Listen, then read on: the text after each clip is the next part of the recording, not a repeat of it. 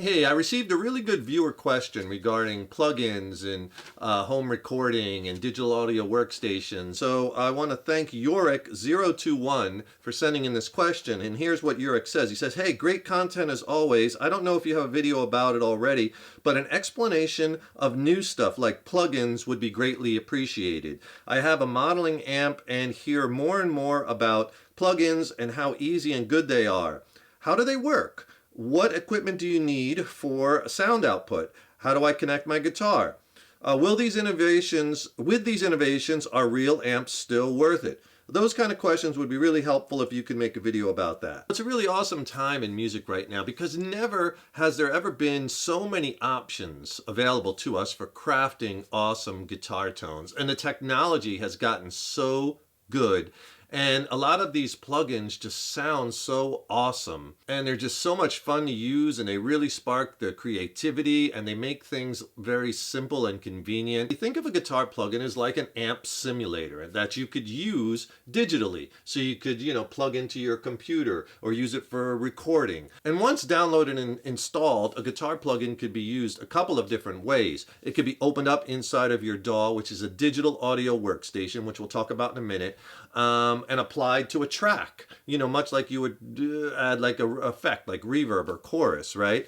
Or some plugins that they make are standalone, meaning you don't need to have any guitar recording software or open it up inside of a DAW. You could just open it up in your app on your computer or laptop or whatever and start playing. So those are called standalones. And some plugins you could do both. You could use it as a standalone, use it in your DAW. And what the plugin does is it takes that dry guitar signal from your interface, and I'll get into what an interface is in a second too. So that plugin takes that signal from your interface and it applies, gain and effects and EQ and speaker simulation, and it creates a complete guitar setup digitally. It's a digital representation of an actual physical amplifier and other things too, like cabinet simulation, microphone placement. And in fact, most of the plugins have a guitar user interface or a GUI, and I'll show you pictures of that. An interface that looks like a real amp. So you could sit there and, turn the knobs and control the volume and the gain and the EQ settings. So these graphic interfaces are really cool because it looks like an amp and allows you to go in there and tweak it. And it's nice because you have this complete control, because not only you have the amp, but you could choose what kind of cabinet you want. Do you want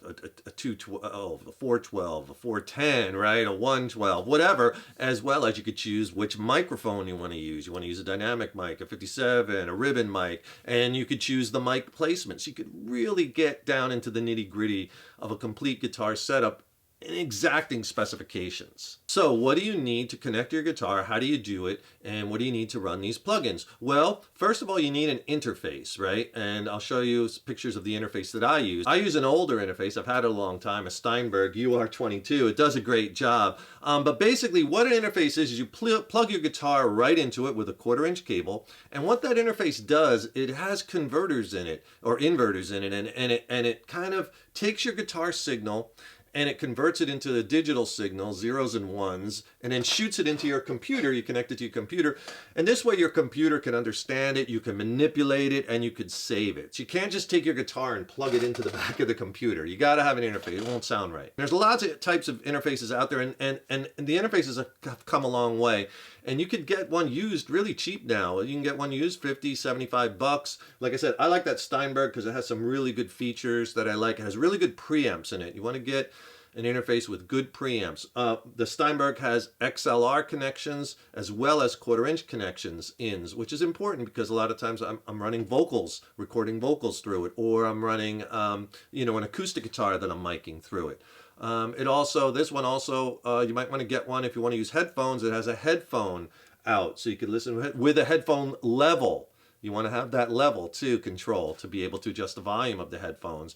That one also has, if you're using higher end mics that require power, phantom power, that has 48-volt phantom power. So it will power your microphone. So that interface, you want interface that has a lot of those features. Just makes it easier. So the guitar into the interface, and then the interface you go into through the USB usually into your computer. Now you're going to need a good set of speakers because you don't want to listen to, you know, whatever your creator are playing on these little laptop speakers, right? Or those little tiny computer speakers. You want to have a nice pair of monitors. Like I use these. These are an old pair of KRK Rocket 5s. I mean, I've had them a long time, but they do a great job. But you want to get a really nice pair of monitors so you could really hear what it sounds like. That's really, really important. And I run the ins and outs through the interface. You also need a computer. You could use your laptop. I have an iMac here. And if you want to record, you're going to need some type of recording software. And there's lots of recording software out there. I like using Logic, which is made by Apple. It's fantastic. But there's lots. There's Pro Tools, which is pretty much the industry standard. Ableton. There's tons and tons of different recording programs. And in fact, for a while, Apple computers came with GarageBand, which is great if you're just starting out. It's a really good program to get you introduced to computer recording. And this whole system together is called a DAW, or Digital Audio Workstation. That includes the computer, the monitors, the interface, right? Everything together, the software, everything together is called your DAW. Now, is this made to replace amps, was the question. And my answer to that would be no, because I still love my tube amps and I use them live all the time. I love the sound of tube amps. I really do in a live setting. But for computer recording, for recording demos, for, you know, practicing at home, for videoing, it's just so convenient to use the plugins that I end up using those a lot. Like when I'm doing a lot of my recording videos, it's so easy, just take my guitar, plug in and go. I don't have to set up a cabinet and a head with a microphone and then run it to the computer. I don't have to go out there and, you know, adjust volumes. I don't have to isolate it because these plugins, you know, they sound really good at low volume. That's one of the big advantages to them. Can you use them live? Yes, if you bring your computer set up, you can, and run them to front of house. But for me personally, I also love tube amps. So I don't think they're a replacement, and I think some people might argue that. So it's up to the preference of the user, right? What sounds best to your ears. But the plugins, using plugins, have a lot of advantages. They don't break down. You don't have to replace tubes. You don't have to haul around heavy guitar tube amplifiers, right? The other thing is with these plugins, they make so many of them that emulate all these different famous amps. You know, you would never probably be able to afford all of those amps, but you could have all the plugins of those amps, right? And the sounds are really, really close. The technology has gotten so good, and you've probably watched videos where they compare. They'll take like an original, you know, JCM Marshall and then say, okay, here's the Marshall and here's the plugin, you know, and you can't see and you have to tell which is which. And a lot of times you can't tell. The good plugins are that good, and the latency factor has really been dialed down. Latency as far as like a delay. There used to be like a more pronounced delay when you would play where it would come through. Now that latency has all been taken away pretty much. It's still there, very little though.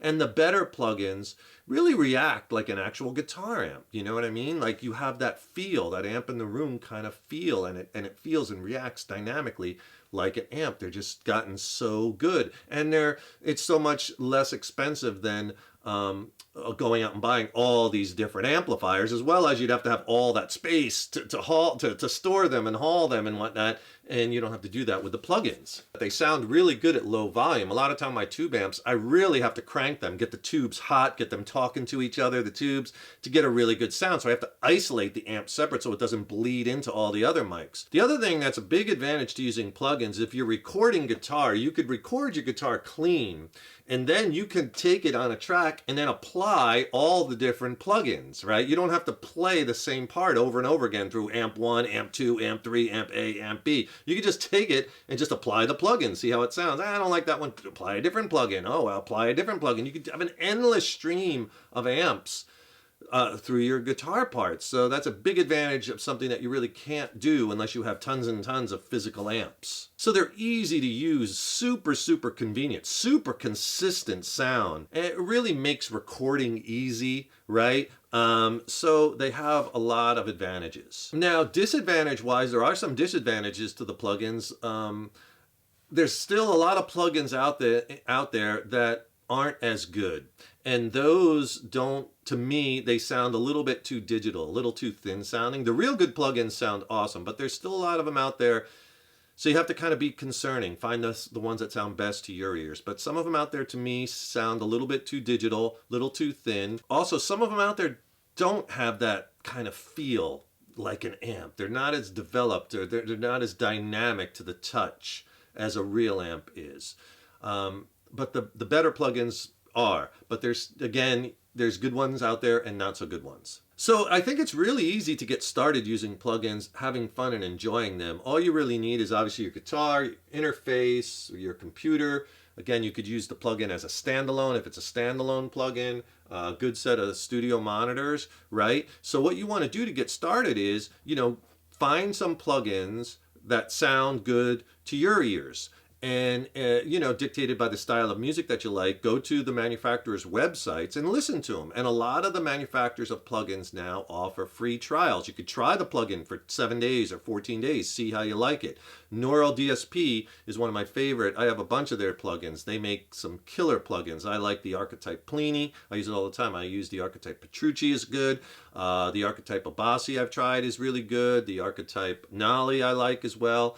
But there's lots of companies out there. IK Multimedia makes some good plugins. Amplitude, Tone Max, Positive Grid, Waves, Overloud, TH. I've used the TH2, TH3 for guitar. PreSonus, Blue Cat Audio, Guitar Rig, which is Native Instruments, I believe. So there's quite a bunch, but those are your higher end plugins that sound really, really good. Here's some examples of some plugins that I use. Check these out.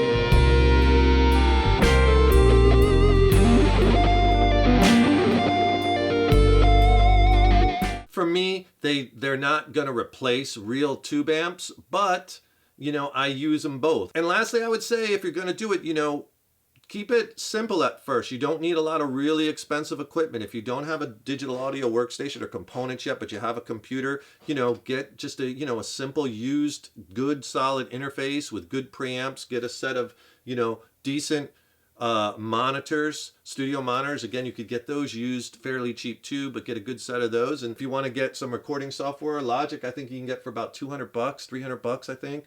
Well worth it. Or if you have GarageBand already, just use that. A lot of software programs come with plugins, and there's also a lot of free plugins out there on the market that are pretty cool that you could, just look up best free plugins and you could, you know, start experimenting for free. And then you, of course, the better ones, the ones that are a little bit more developed and you know, have the most control and options over, you're going to probably want to buy some. Keep the questions coming. Let me know how I can help you along in your guitar and music journey. I hope you enjoyed this video and found it informative. Don't forget, subscribe to the channel. That really helps me to keep the content coming. Ring that subscription bell, because then you'll be notified when I have new lessons posted. Also, don't forget to click on the link. I'll put some links in the YouTube description box below. Get some free video lessons and free ebooks that'll really help you along in your guitar journey. Maybe some jam tracks, right? Thank you so much for watching. Please stay tuned. Tons more killer lessons and content coming. Keep up all that hard work on those guitars. Keep having fun with them. And remember, your guitar playing is an evolution. So enjoy the journey. Take care, rock on. See you in the next lesson.